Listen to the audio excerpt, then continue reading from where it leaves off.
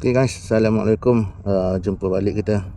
Hari ni adalah hari terakhir final yang mempertemukan antara pasukan tuan rumah Gua Musang dengan pasukan Kota Baru Selatan.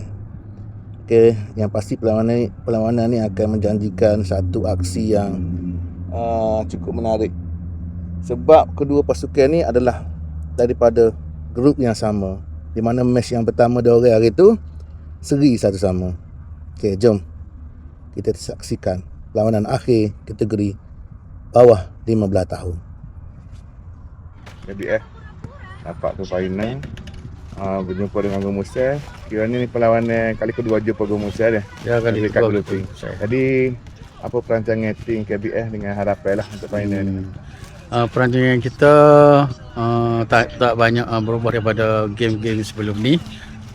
Cuma mungkin dalam game yang pertama bersama lawan Gua Musang tu kita guna pemain yang berbeza. Hari ni setelah kita tengok game yang seterusnya, kita guna pemain yang berbeza untuk posisi yang tertentu.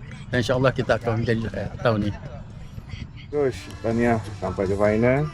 Dan akhirnya berjumpa balik dengan KBS yang sama grup yang gitu. Jadi untuk final ni apa perancangan ataupun strategi dan harapan lah mesti nak Johor ni? InsyaAllah memang kita target untuk Johor, tapi kita terus berwaspadalah dengan gerakan-gerakan licik daripada pihak lawan. Tapi kita harap pemain semua berdisiplin dan fokus apa misi kita, itu menjadi juara lah untuk tahun ni. So kita harap player terus bersemangat dan semua coaches, dan harap hari ni ramailah penonton untuk support tim Gua Musang. InsyaAllah Gua Musang hebat. Okey.